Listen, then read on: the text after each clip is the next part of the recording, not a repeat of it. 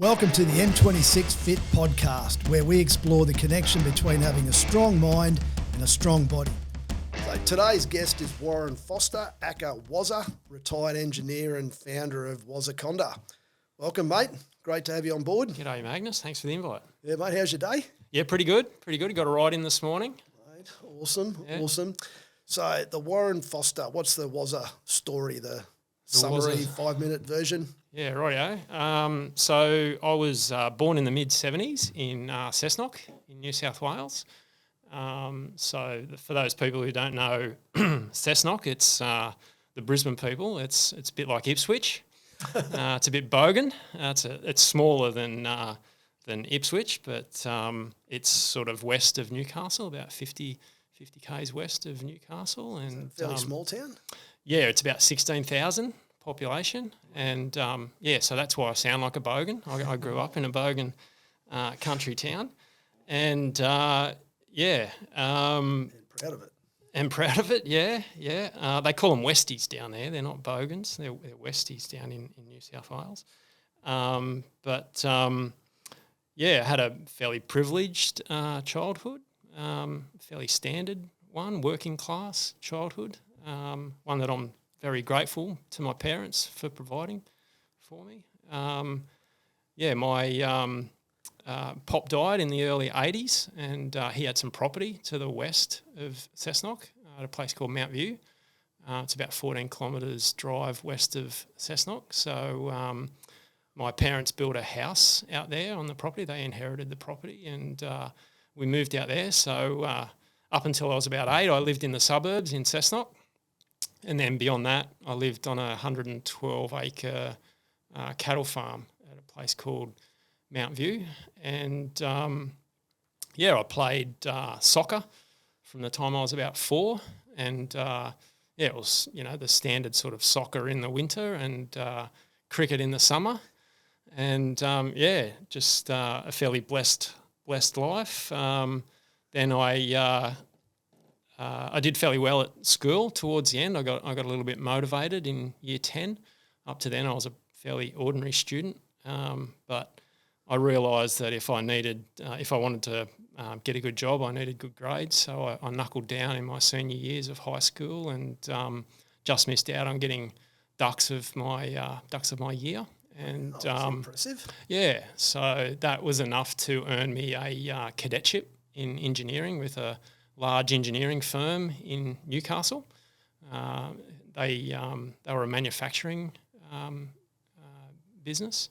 So I spent most of the 90s studying and partying and binge drinking. And I stopped playing soccer due to time constraints and took up motocross and quickly discovered how expensive a sport that was.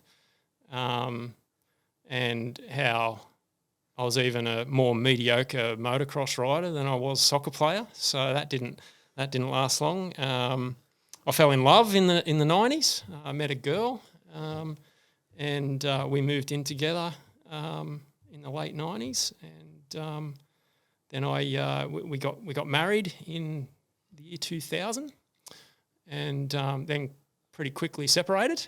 It all fell apart pretty quickly. Broke my heart. What else happened in the noughties? I moved to Erie, Pennsylvania in the United States with work. So I was the account manager I was still working for the same engineering company that employed me straight out of school. It'd been exciting. Yeah, so Erie, Pennsylvania is the headquarters for GE, General Electric Transportation Systems. And the company that I work for, they made rolling stock, so freight vehicles, passenger vehicles and locomotives.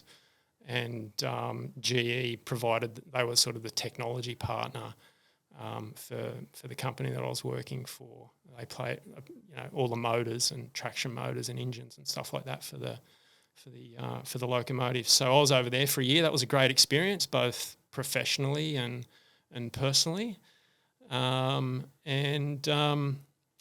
back from there, and I quit my job in the manufacturing sort of industry and moved over to mining. the Chinese were sort of on the rise at that point in time, and I could see that manufacturing wasn't a place where I was going to sort of, spend the rest of my career, and there was more dollars and it was more exciting in the mining industry. So I moved up to Glendon in Queensland and worked on a construction project up there, building a coal handling plant and coal processing plant at the Newlands coal mine for Xstrata. After that, I got a job here in Brisbane, and I've been here ever since. And it was still sort of mining related, coal mining related jobs, but like engineering firms that were service providers to the mining industry. So the move to Brisbane was a bit of a reset on my life after the pretty messy divorce, and I moved to Brisbane. So I was 32 when I moved to Brisbane. Yeah, South side? Milton. Yeah, pretty central. Yeah, so that was good. I only expected to be here for a couple of years before I would move back down to the Hunter Valley, but I sort of found a home here, and I found one way of sort of dealing with the mental stresses of the separation was to take up running. So before that, during that period, that 3.5 year period, I put on a lot of weight, bit of comfort eating going on, and too much drinking. And I had a very depressing New Year's Eve on 2006, 2007, and I thought, I've got to make some changes in my life, and I set myself the goal of running a marathon in 2007, and I ended up running 2. Ambitious for someone who hadn't run before? Yeah. So during that time, during 2007, I think I lost about 20 kilos, and that was never the intention. I realised after the fact that the running was just to slow my mind down, really. It was more the meditative benefits that I was getting from the long runs than in the actual, I didn't really care. I wasn't setting out to lose weight or look good. I just wanted to feel good. And I'm lucky enough that I get a huge endorphin rush after exercise, particularly high intensity or long duration exercise. I just feel great afterwards. So that's kind of what spurs me on. That's what motivates me to keep doing it. Awesome. So did that, and then I thought after my second marathon, I'm just going to wreck my body if I just keep running marathons. And I met a mate who convinced me to take up triathlon and buy a bike. So I got into triathlon and developed a bit of a passion for that. And started doing triathlon, and then so that was the noughties, and then in the 2010s I started Wazaconda, which I think we're going to speak about that's later. Next question. That's the shirt. Rocking the brand. So. Rocking the brand. And so the 2010s were about Wazaconda and triathlon, and then I retired in late 2015 from my job as an engineer. So that was the 2010s.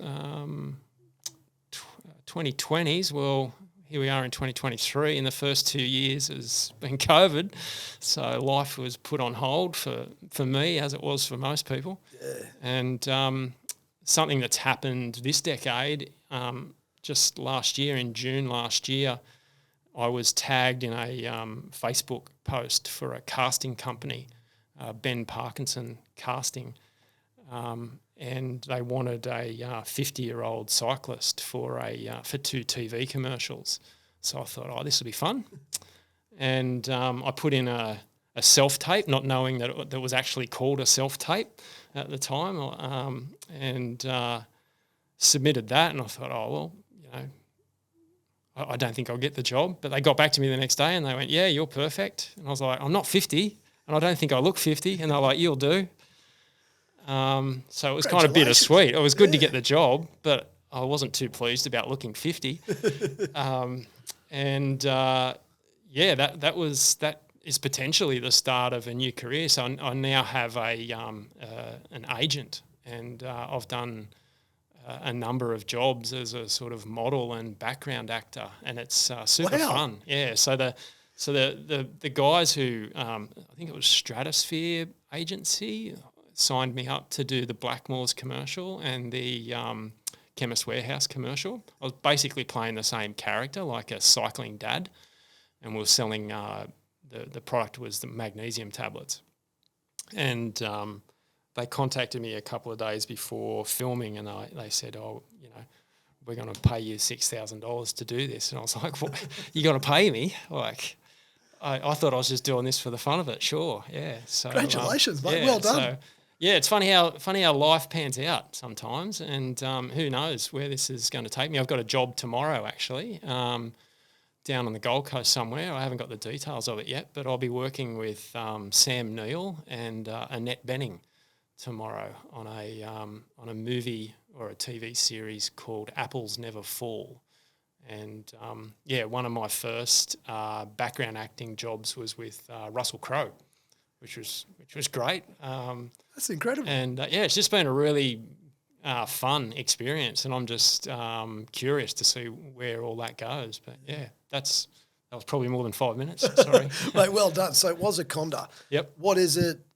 How is it? How did it start? Just give us the Wazaconda story. Yeah, so back in the sort of early triathlon days, I joined a running club here in Brisbane, and they got together on Tuesday and Thursday mornings, and they did a HIIT session, so high intensity interval training running session. It was all over and done with in about an hour, and I found that was really good. You know, in training for the marathons that I was doing and the triathlons, it was helping with my fitness considerably. And my mate at the time sort of said, "Why are you paying to go for a run, when me and you could just do the same thing? We could meet at the Ship Inn at 6 o'clock every Thursday morning and just do the same thing. And the $10 that you spent on the running session, you can put that towards a coffee and a croissant." And I said that makes a lot of sense. So we started doing that. And then he invited a mate and I invited a mate, and then those people invited people, and it turned into a thing. So it really evolved by accident, and then it became Wazaconda. I didn't pick the name, and it's just some random name. I won't go into the details of the background of why it's called Wazaconda, but I wasn't too happy about it, that name, and I tried to change it. But by that time, the group had grown to about 10 people, and they were like, "No, we want to call it Wazaconda." So critical mass, and that's it. Yeah. So I was just sort of facilitating these sessions and coming up with, protocols that we'd go through, and it generally revolved around 15 minutes warm up, 15 minutes warm down, and about 20 minutes of high intensity intervals in between. And it became really popular, and it started to grow. And as a bit of a joke, we got ourselves some running singlets, and we were like, "Oh, look at us, we're a proper running group now." But then it just continued to grow, and I ended up, after a couple of years, there were about 30 or 40 people coming on a regular basis. And we started going for coffee afterwards, and it became like an integral part of a lot of people's lives. Like, it added a lot of value to the lives of the participants. And I sort of then felt an obligation to keep it going, because I could see the value that it was adding to people's lives. And the social interaction, mainly, it was, we were triathletes to start with, and we were using it to improve our running. But that changed over time, and the people that were coming in weren't necessarily triathletes. They were from all backgrounds, and some of them wanted to become triathletes, and some of them wanted to become runners, and then others just wanted to have coffee afterwards and get a bit of exercise. And so a lot of people come now and they just walk and they participate. It's not boot camp. Like, no one's there saying you have to go harder. Like, it's just go as hard as you want, or walk if you want. Don't care, as long as you've gotten out of bed and you're participating and you're getting that social interaction. That's the main benefit. And so here we are 13 years later, and Yeah, I'm really proud of it. I'd be more proud of it if I had designed it this way, but it just evolved that way. So how many have you got in the group now? It's hard to quantify that. Like, we've had over 400 people do at least one session. Like, I keep a spreadsheet of attendances. But at the moment, we're getting about 30 to 40 people per session, and it has a sort of natural ceiling.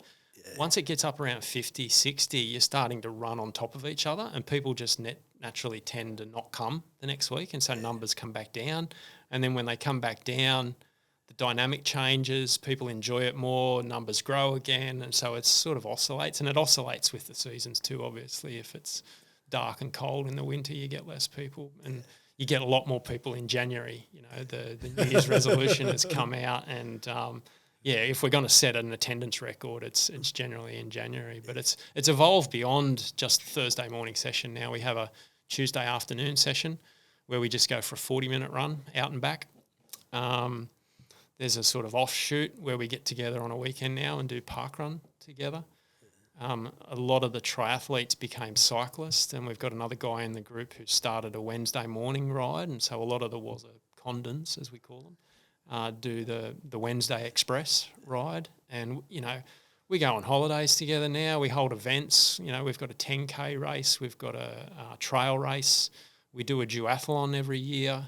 In December, we enter into the mates wave of the Raby Bay triathlon, and we race against each other in a triathlon. But, it's really good. It's going to be my legacy, I think, and I'm hoping to take it to different locations. I've spoken to a couple of web app developers in recent weeks, and I'd like to create a web app that took care of like the participations and So it's automated a bit. yeah. So at the moment, communications through a Facebook page, and I just manually update this spreadsheet, which is a bit time consuming. But if we can have a website and QR codes and scanners, and we can create something that's quick and easy, there's no reason why someone can't start one in Newcastle or the Gold Coast or Melbourne or whatever. And, if it works, Wazaconda could potentially improve the lives of hundreds of thousands of people all over the globe. Like Parkrun started from very humble beginnings in Bushy Park in London, and now it's in 22 countries, and it's got 300,000 competitors every week now. It's huge. So there's no reason why Wazaconda can't be bigger than that, and I sort of feel, again, obliged to have a go. And if it doesn't work out, it doesn't work out, but at least I won't regret not having tried. So it's a fun process at the moment, talking to the web developers, because I've got no idea what I'm talking about. I'm totally outside of my comfort zone talking to these guys. So if there's any listeners out there that know anything about web development and want to give me some advice, hit me up. Magnus will share my contact details in the show notes, I'm sure. That's exciting. So it is. Well done. That's Yep. I think an awesome achievement so far, and by the sound of it, I'm loving your vision too. So mental health, fitness, well-being, what's that mean to you personally?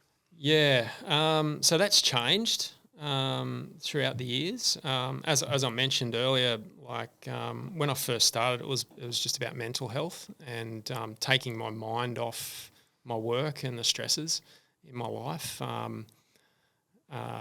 I've told people that, that scene in Forrest Gump when he splits up with Jenny and then he just starts running from one side of the country to the other. Yes. And he grows the beard and everything. That was kind of me, but I didn't run to Perth and back. I just started doing marathons and training. That's what it started out for me. And then once I learned that I had a little bit of talent, I'm not pleased to say that I was using it as a way of trying to impress people. I had a fairly large ego in my younger years. I probably still do. And, I thought, I wanted to win races, and impress people with my times and my speed. And That never happened because of my sort of mediocre genetics, I suppose. But I held the belief that if I out-trained people, I'd beat them in races. But I quickly learnt that life's not fair like that. You can Not always the case. You can train twice as hard as the bloke next to you in the race, and he'll kick your ass. If he's genetically blessed. So I didn't end up impressing too many people, I don't think. It was about winning and impressing people, and then from there it was like, oh well, let's just be curious and see how good I can be. I try to live my life avoiding regret, and I didn't want to be, 90 years old in the nursing home thinking, oh, what if I'd only trained harder? What if I'd only applied myself to triathlon or running or whatever, and given it a really good go, and now I have to live with the regret of not ever knowing how good I could have been. And so true. I can confidently say I won't be that old person. I know how good I could have been, and the answer is not very good. Most of the races I've done, I've finished in the top 20%, of the field for my age group. That's a good effort, though. Yeah, but I think if you were to sort of award out medals based on training effort, I'd podium pretty much every time, So that was, life's unfair. Accept it and get on with it. But now it's about, keeping away death's door, really, and trying to extend my healthy lifespan for as much as possible. So I don't train as hard as what I used to, and I've got more diversity. I'm smarter in my training now. I do a lot more yoga. I focus a lot more on recovery and sleep and my diet. And I'm focusing more on my strength now because I think I've got good endurance and good aerobic capacity, but health and fitness is more about endurance and aerobic capacity. There's 9 adaptations if you ask me, and I'm only good at about 3 of them, really. And the first one's function, and that's where the sort of yoga is helping. Definitely is with that. So it's changed is the answer. Yeah. So yoga meditation, is that so you do yoga? What are your thoughts on yoga meditation? There's a lot of discussion around it recently. Yeah, so the short answer to that is the same. That's changed also, and it continues to evolve. Yoga is something that I got into about 3 years ago. I dabbled in it, and I joined a gym last year, and since then, when I haven't been injured, I've been doing it about 3 or 4 times a week. As a younger person, to be honest, I thought it was a load of bullshit, and as I mentioned, I'm an endorphin junkie, and you just don't get the same endorphins after a yoga session as you do after a good high intensity running session or swimming session or whatever. So I just thought, no, that's not for me. But I've since come to learn that the long runs were my meditation. So there's other ways of getting those meditative effects other than going for a 2-hour run. You can spend 10 minutes, doing some breath work or something like that and have, the same effect. So, I'm still learning a lot about yoga. I see the benefit. It relieves stress, which then has an impact on your gut health, which helps your overall health. Definitely helps with injury prevention and increases strength. And it also teaches humility and gratitude. So I'm still exploring yoga, but I'm doing hot yoga at the moment, which is different again. So the jury's out, but it's definitely changed my views on yoga and meditation. I tried just doing meditation, but I think I've got a fairly busy mind, and it wasn't for me. But I sort of get meditative benefits from doing yoga, so I'm satisfied with that for the time being. Yeah. Cool. Yeah. The M26 in 26. The 26 questions in 26 minutes. Ready? Yep. Ready. Ready. So goals for this year and beyond. Yep. What does that look like for Waza? So I've touched on it, expanding Wazaconda. I'm going to play around with this web app, and maybe develop a mobile app. Thinking about setting up a non-for-profit and, having a go at taking Wazaconda to the world. Yep, love it. Yeah. If you're going to have a crack at something, go big. Go big or go home. So who knows where that's going to lead. But, beyond that, the 2025 age group Worlds are here in Australia, in Melbourne.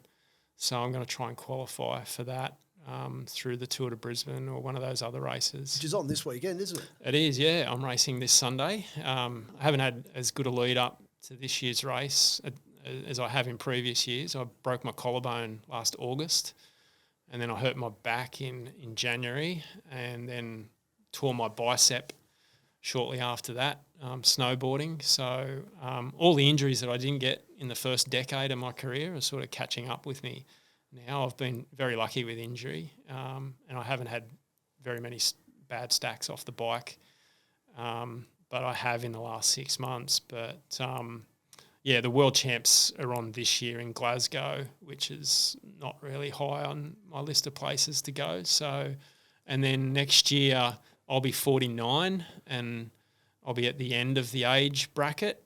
So I just thought I'll wait till it comes to Australia in Melbourne in 2025, and I'll be the whippersnapper in the 50 and over category.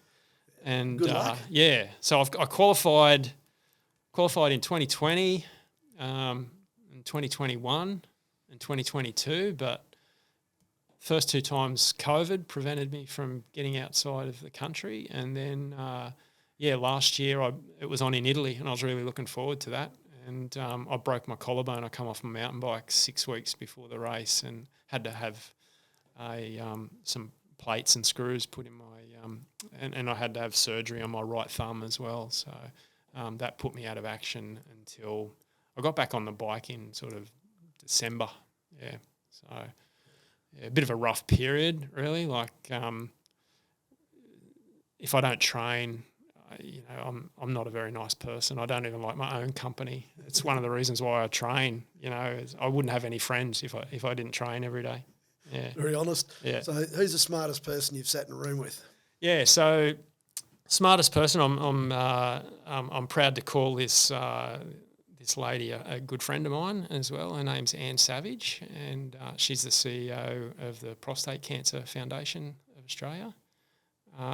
And she used to be the CEO of Bicycle Queensland, and I did get her permission to name her. I didn't know whether she'd like me giving her a call out as the smartest person that I've ever sat in a room with, but she gave me the go ahead. Yeah, she's also very generous, and she's a very kind person too. So, and I know she'll be listening to this. So, g'day, Anne.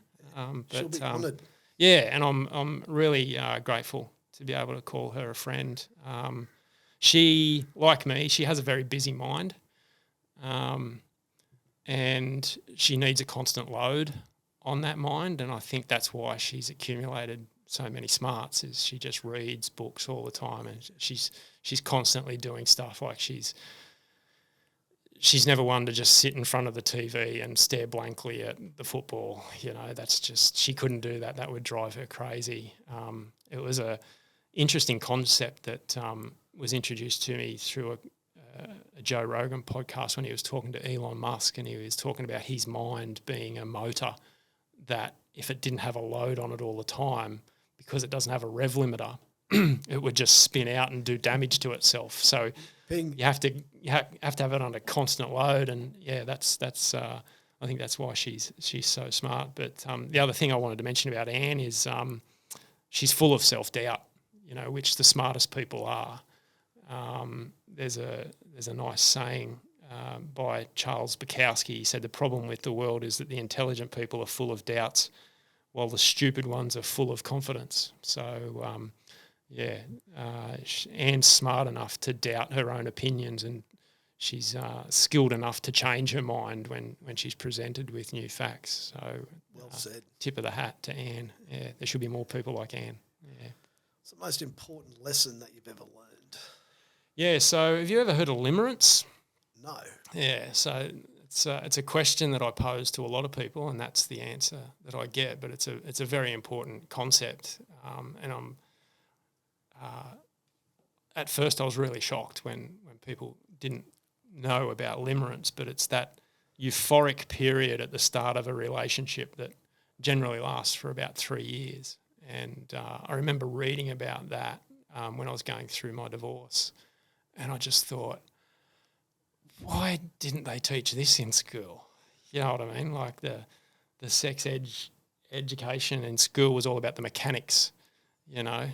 Not about the emotion. Not about the emotions. And, I just see people that they're together and then they break up after 3 years, and I go, limerence. You know, it's just that you get those lovely biochemicals flowing through your veins, and it's similar to like amphetamines, you know what I mean? And you definitely shouldn't be making any major life decisions when you're high on limerence, and all those lovely biochemicals are running through your brain. And I just think it's crazy when people agree to marry someone or have a baby with someone, you know, in the first 3 years of their relationship, because they just don't realise that they don't actually know that person, you know, and after 3 years they get to know the real person, and they can either accept who they're with, or more often than not they turn around and run. So yeah, there you go. I didn't know that. That's very valuable limerence. lesson. Limerence, yeah. Spread the word. Yeah.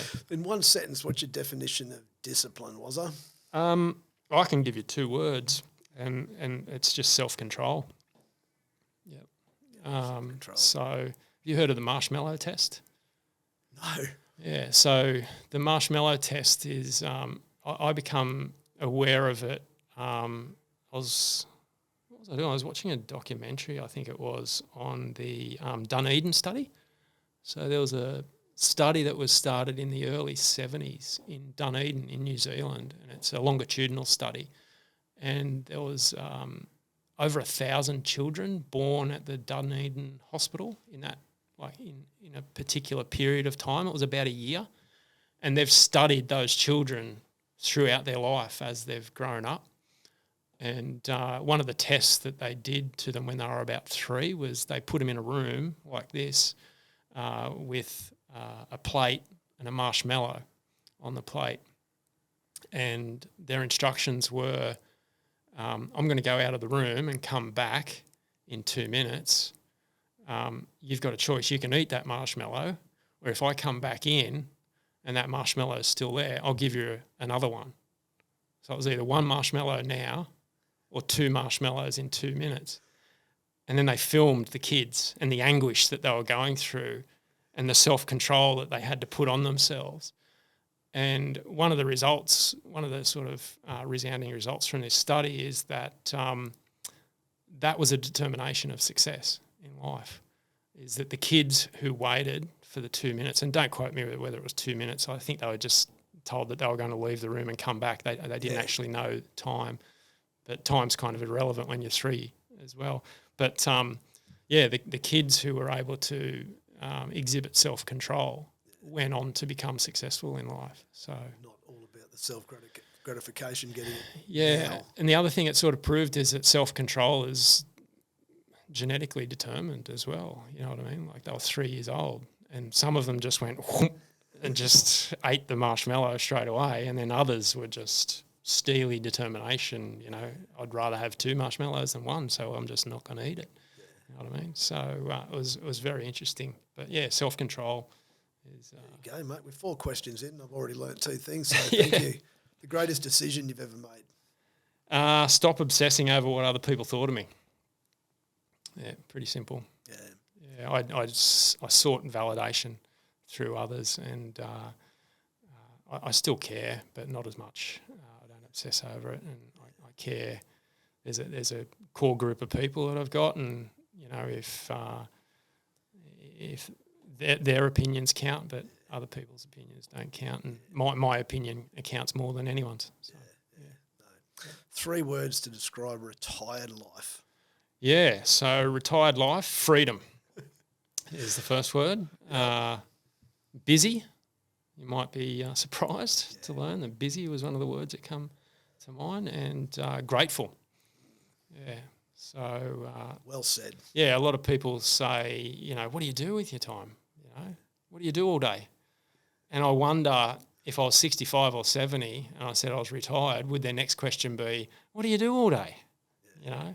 But because I retired in my early 40s, a lot of people,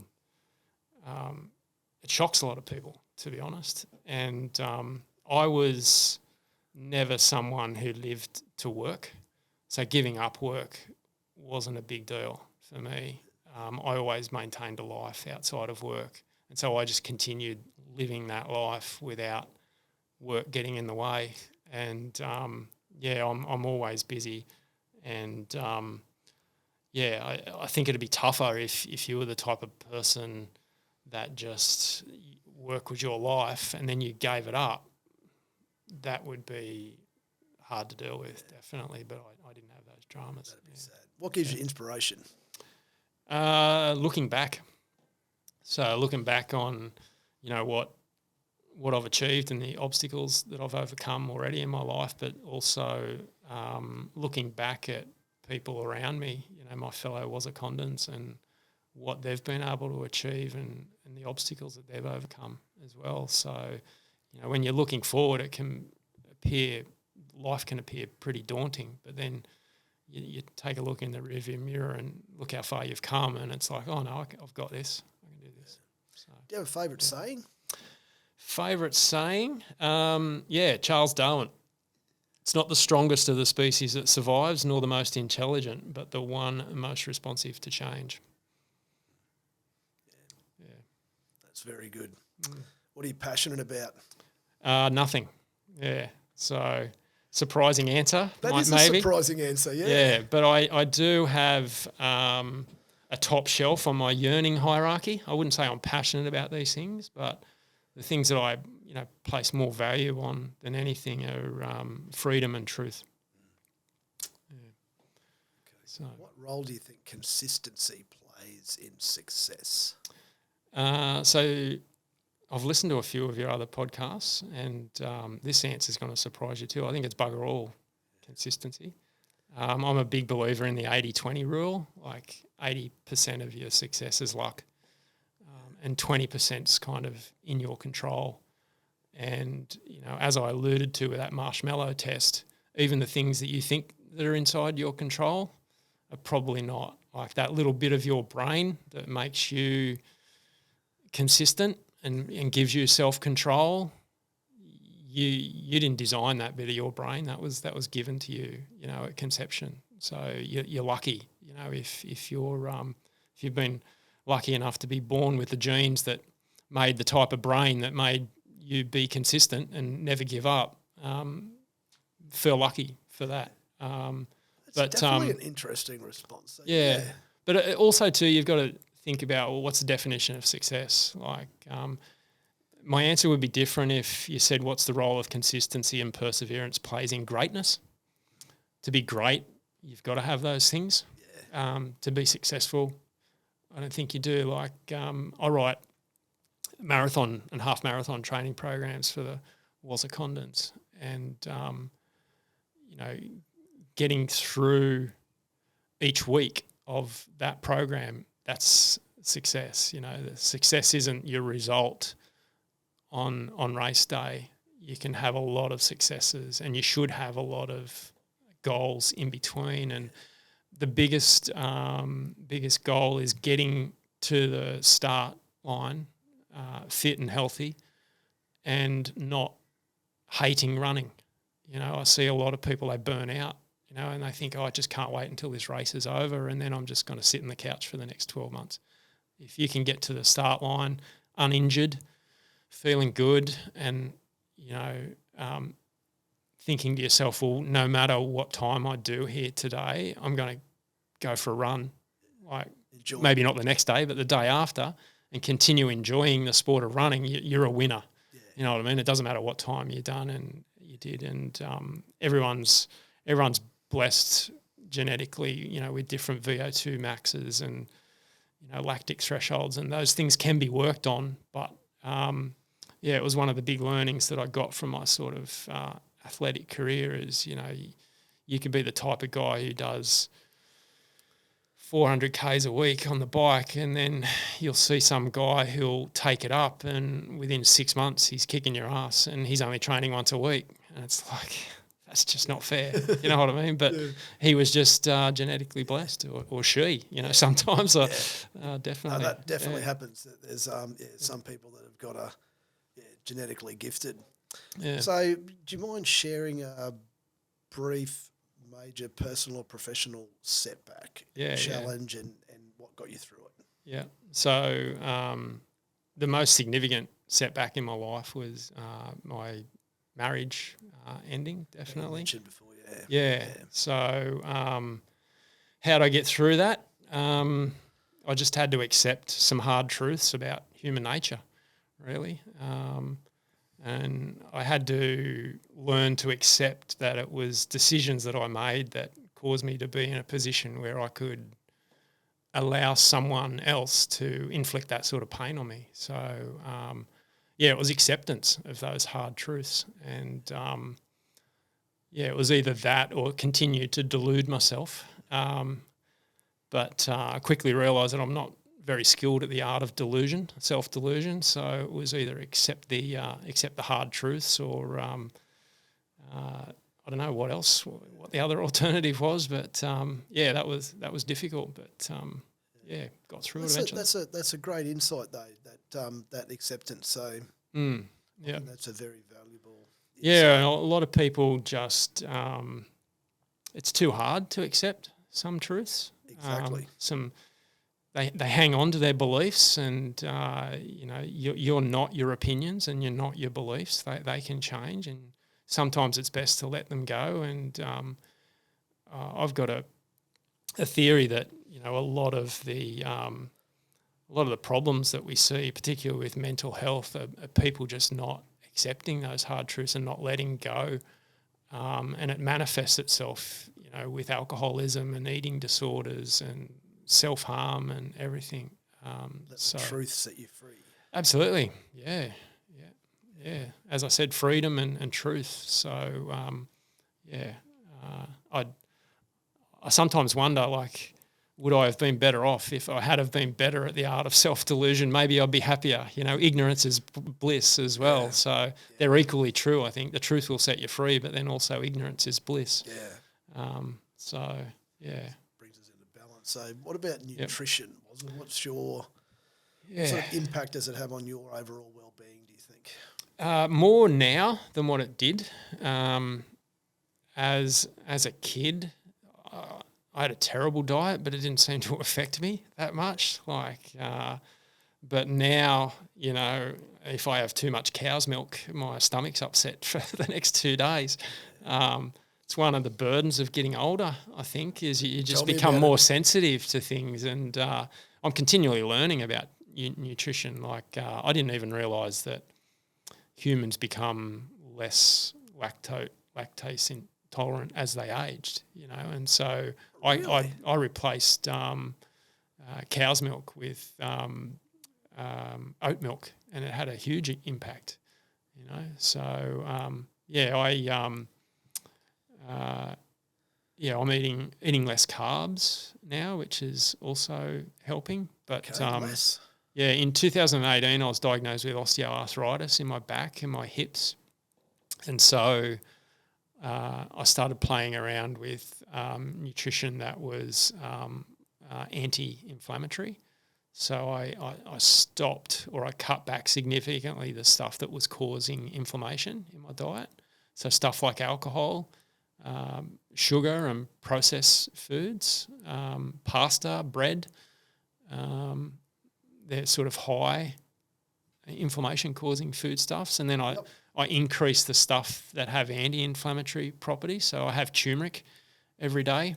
That seems to help. Fatty fish, avocados, berries, green leafies and stuff like that. And so, yeah, I'm a lot more sensitive to good and bad nutrition now. That's for sure.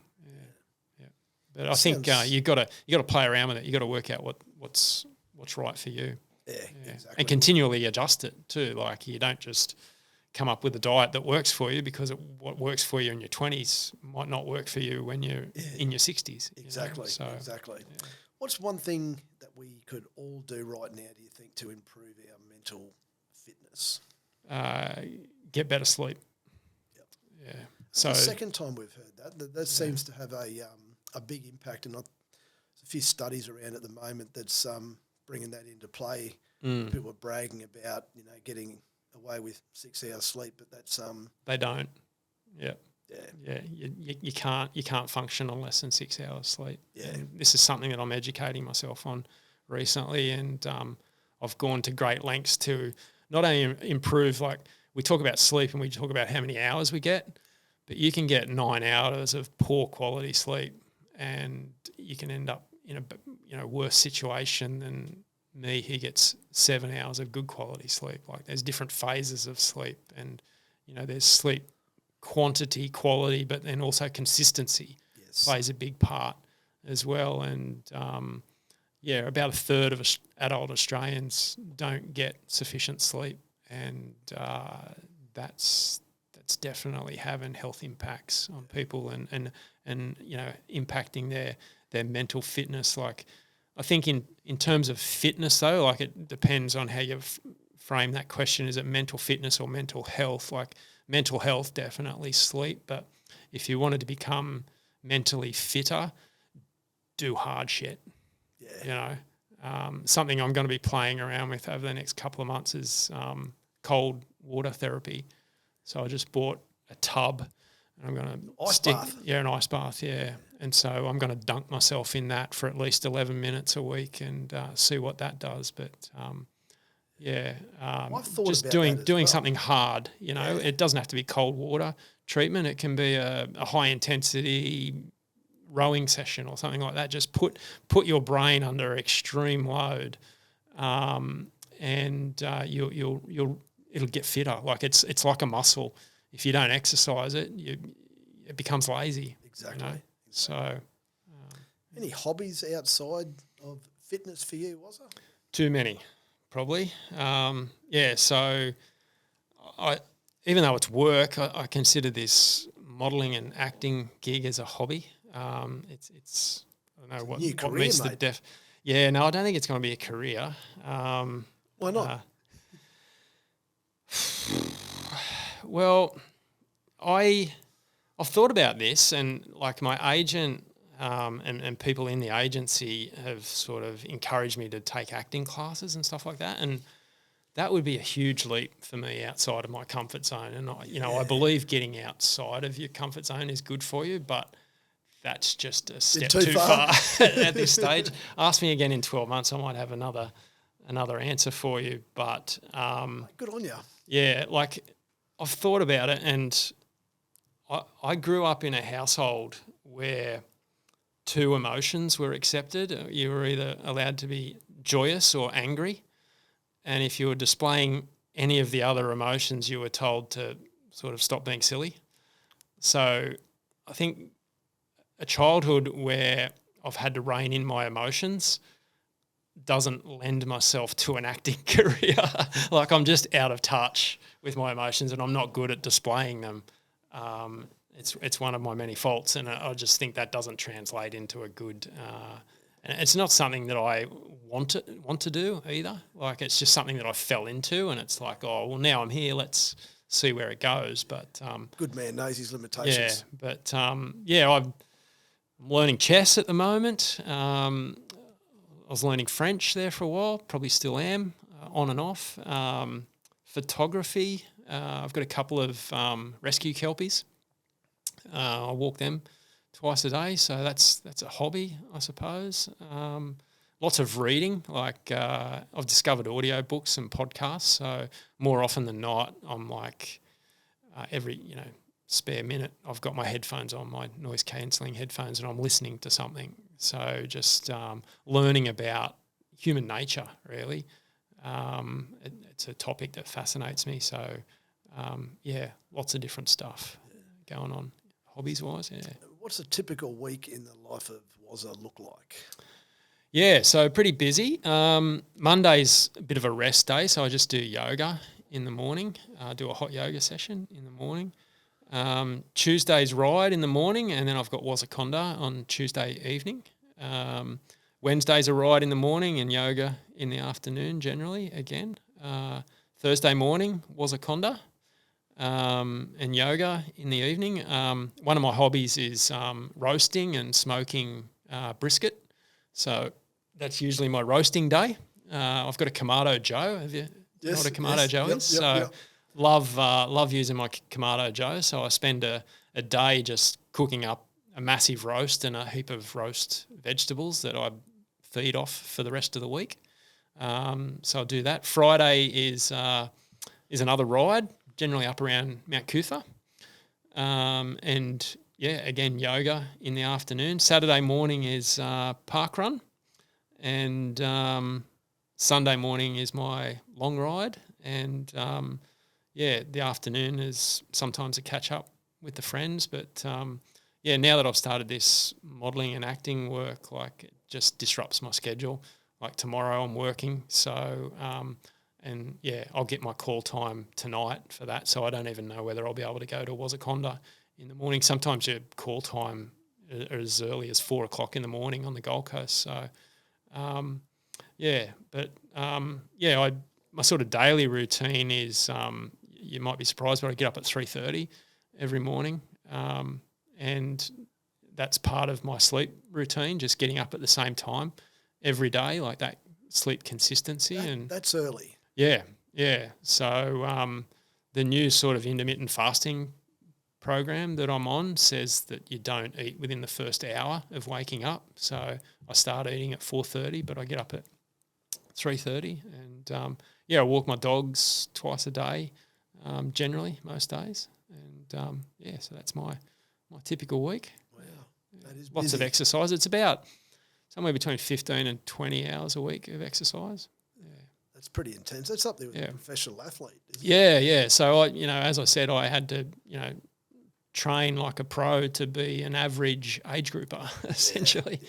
So that's just the burden of my genetic makeup, I suppose. But I'm not doing it to impress anyone anymore. I'm doing it for me. So If you had a billboard on the M1, what would it say? Please burn me down. I hate billboards and advertising, but I sound like a hypocrite for saying that, because I'm contributing to the advertising industry, appearing in TV commercials. That's an interesting answer. Yeah, I think, when you think about it, an ad's objective is to make you feel bad about yourself because you don't have their product or their service. So fear-driven. Depression and anxiety are huge problems in our society. And here you've got this multi-billion-dollar industry trying to make you feel even worse about yourself because you're not taking magnesium tablets. Yeah. You know what I mean? So, and apart from that, they ruin the visual amenity, billboards. Like, when I lived in America, one of the states I travelled to was Vermont, and they don't have them. In fact, I don't think they even have McDonald's in Vermont, and it was just so nice driving through Vermont and not being bombarded. Like, you think, when you were a kid, how many ads do you reckon you were subjected to on average every day? Nowhere near as many as today. Yeah. You just see ads everywhere. It doesn't matter whether you're on social media or on TV or it's everywhere. On the sides of buses driving to the Gold Coast. Like, it's just, and that's going to have a subliminal effect on you. And, if you think about it, Magnus, who's going to speak out about advertising and the ill effects that it's having on society? Because apart from a podcast like this, and I assume you don't have any corporate backing, they're relying upon advertisers for their revenue. And it doesn't whether it's heritage media or social media or a newspaper or whatever. Like they're not going to start bagging out advertising because that's where all their bucks come from. That's what's paying their bills. So I think it's something that's not being talked about enough is the negative impacts that advertising are having on the mental health of our populations. No, too true. What's your definition of happiness? The absence of unnecessary suffering. So I don't think anyone should aim to be happy. That's quite profound. Yeah, I think you should aim to make other people happy. And as a consequence, you might feel happy doing that. But I think it was Tim Minchin said, happiness is like an orgasm. If you think about it too much, it goes away. I thought that was brilliant. That's a classic. You know what I mean? Like it's one of those things. I know when you're mountain biking, if there's an obstacle on the path, the worst thing you can do is look at it, because you're going to hit it. You've got to look away from the obstacle. Yeah, look where you want to go. Yeah, and kind of the opposite is true with happiness. If you go searching for happiness, you're never going to get there. You know what I mean? And it's only ever fleeting when you do get there as well. Like this too shall pass. It doesn't matter how you're feeling now. It's going to pass. You could be euphoric right now, but it's going to pass. You could be depressed right now, but it's going to pass. So true. So yeah, I think suffering is something that is unavoidable in life, but we bring a lot of unnecessary suffering on ourselves. We worry. We suffer more in imagination than in reality.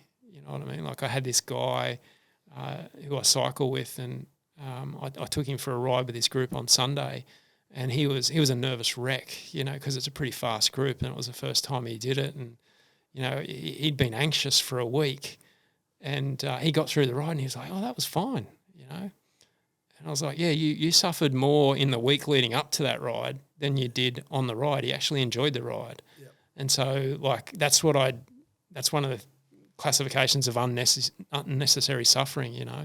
He didn't have to worry so much about it. Like he brought that upon himself. And so, just we go through life like ups and downs. You know what I mean? And we have good times and we have bad times. And a lot of people just focus on trying to make the peaks higher and higher each time. But your average happiness is the median of those peaks and troughs. Yep. And if you can get rid of all the troughs, you've just done a huge elevation to the mean. Yeah. You know what I mean? So focus on getting rid of unnecessary suffering and you'll feel happier. Yeah. Good advice. Yeah. Good habit and a bad habit. Mention this one, getting up at the same time each day. Yep. Again, and that kind of links to the unnecessary suffering. Like one of the worst things you can do, I think, is have a sleep in, because then it just disrupts your sleep pattern. And, Monday morning rocks around and your alarm goes off at whatever time and you just don't want to get out of bed. People think I'm crazy because I get up at 4 or 3 a.m., 3:30 a.m. every morning, but generally I'm starting to wake up before my alarm goes off because my body's just so used to getting out of bed. So the suffering caused through having to drag yourself out of bed, I don't get that, because I bounce out of bed every morning. I'm generally awake just before my alarm goes off, and so that's it. That's a good habit that I developed. But bad habit, by far and away, alcohol. I just drunk too much, and I think people still drink too much. It's a statistic I come across yesterday that alcoholism in adult female Australians has increased by 80% in the last 30 years. 80%. 80, that's a lot. Massive number. Yeah. And again, like, where do you hear about that? Like, that's huge. That's having a huge impact on our society. But because you've got these big corporations selling alcohol, you know, and these media organisations selling alcohol, they're not going to bring it to your attention, are they? No. Like, I listened to a podcast by Andrew Huberman. Have you heard of Andrew Huberman? Yes, I have. So he did a whole monologue on alcohol, and I think it was one of the most listened to podcasts of 2022. And it was a life changer for me. Yeah, he did it in early October. Okay, I'll look that one up. And I did Sober October, and then I just decided, well, like one of his recommendations is to not have any more than 2 standard drinks per week. And I've been sticking to that since October last year, and I just feel so much better for it. Yeah. It's great. Yeah. Best advice you've ever received?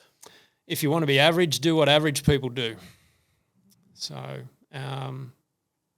that was some advice given to me by a relief maths teacher in high school. I can't even remember his name, but he could possibly be the wisest man or the smartest man that I've ever sat in a room with, but I didn't get a chance to know him that well, unfortunately. But that was something that really stuck with me. It's great advice. And at a time, you know, that was when I was in year 10 and I was... Impressionable?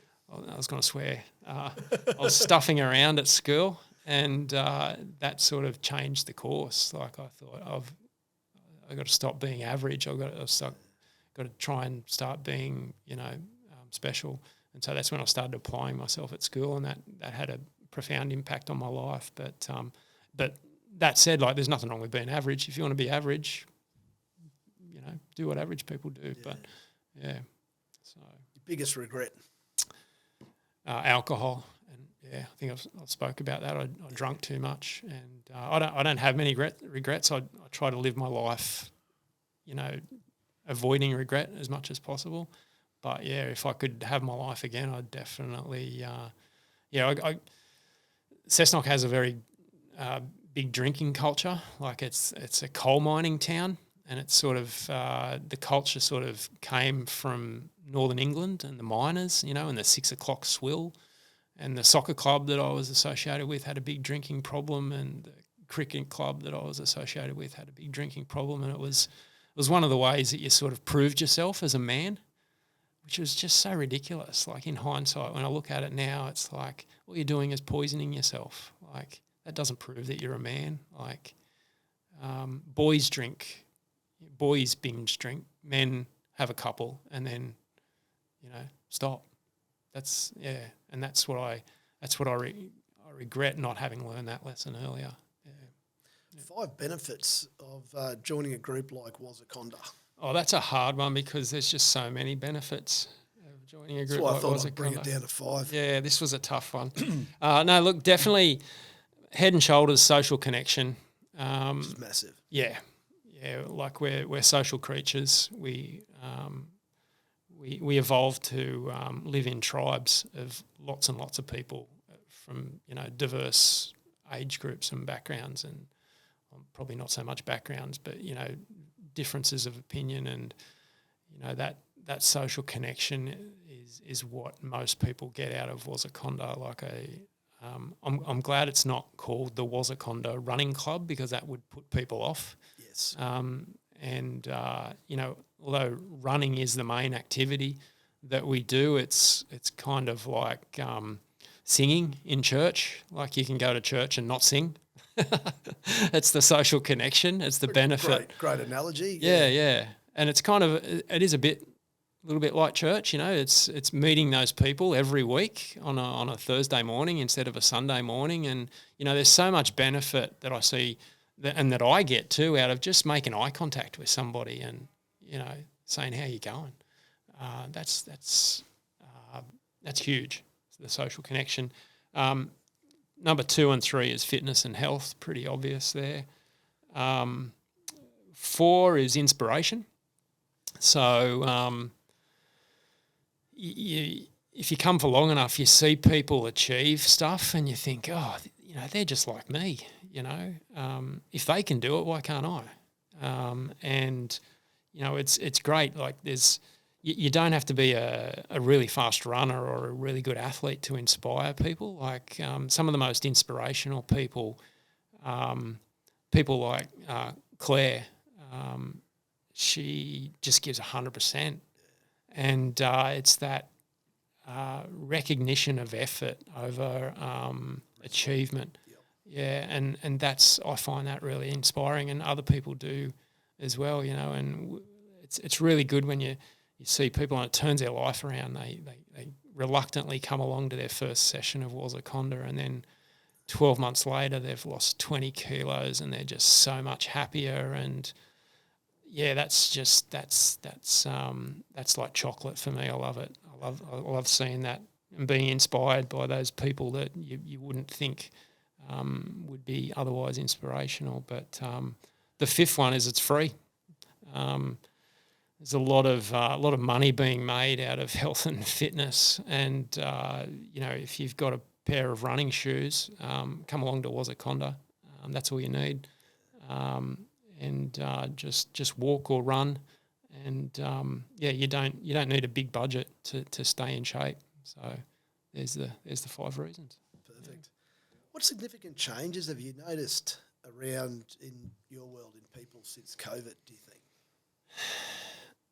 Unfortunately, that experience didn't change people as much as what I hoped it would.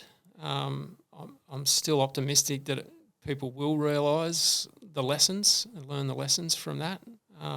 Maybe it's going to take a generation for those lessons to be learnt, but I think if anything, people are seeking out more face-to-face connection now.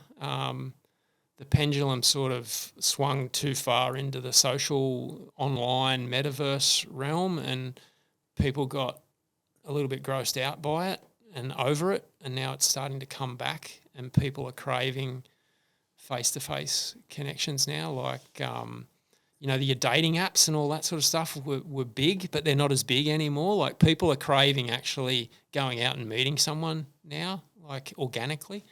And so I think that was already happening, but COVID sort of made people realise the importance of face-to-face connection with other human beings. So, what COVID did do, which was disappointing, was sort of draw the curtain on a lot of bad aspects of human nature. Hopefully with the analysis that goes on in future years, there'll be people will change their behaviours and their attitudes more in relation to that. Yeah. What makes you laugh? Inappropriate stuff. Yeah. I'm not too proud of this, but yeah, as I said, one of my values is truth, and I laugh at stuff, and I catch myself laughing at it, and I think I'm a terrible person for laughing at that. Like on Instagram, there's this account called Kids Getting Hurt, and I can just find myself watching that and laughing, and I've just got to stop myself. It's just right?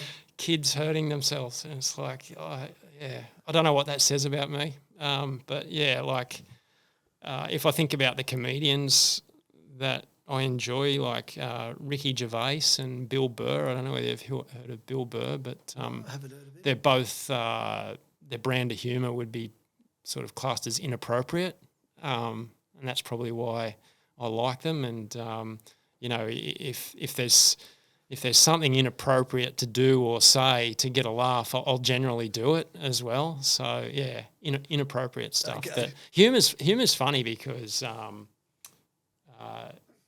something like Monty Python, don't find that funny at all, but people love it. So and no judgment. Like everyone's different. Exactly. Yeah. Exactly. Yeah. So top 3 books that you've read. There's a book called Factfulness. I don't know whether you've heard of that, by Hans Rosling. So he's a Swedish physician. Okay. I won't go into details about it, but there's another book called Think Again by Adam Grant, who's an American psychologist. I think he's at the University of Pennsylvania. Okay, that rings a bell. Yeah. And Jonathan Haidt, a Canadian psychologist, wrote a book called The Happiness Hypothesis. So he introduces this concept of the mind being an elephant and a rider. And the elephant is the sort of emotional part of your brain, and the rider is the rational sort of prefrontal cortex part of your brain. And they've got to sort of work in unison. If the rider's not a skilled rider, or, you know, the elephant's out of control, or even the other way around, trouble happens. So, they're my 3 books. But that was a hard one. Yeah. Yeah. A game-changing tip or advice for our listeners? Yeah, so I suppose this is about health and fitness primarily, and one word is experiment. Everyone's individual and unique, so work out what works for you. Certainly take advice from other people and observe other people, but what works for other people might not work for you. So play around, you know, trial and error is the best way to figure it out. Yeah. All right, last question. Finish this sentence. I believe the garden is beautiful without having to believe that there's fairies that live at the bottom of it. And I believe that was the last question. Thanks, Magnus. Mate, thanks very much for coming in, mate. Really appreciate your worries. insights and your honesty. It's been a pleasure, and we'll make sure that we'll share the details of Wazaconda if anybody's interested in coming along. Please do. Yeah, and good luck with M26 Fit. Thank you. Cheers, Magnus. Cheers, mate. Thank you for joining in on today's episode, and I hope this Strong Mind, Strong Body series empowers and inspires you. Make sure you've subscribed to our channel and leave a comment if you enjoyed today's podcast. You can also check out our website for more info about M26 Fit at m26fit.au.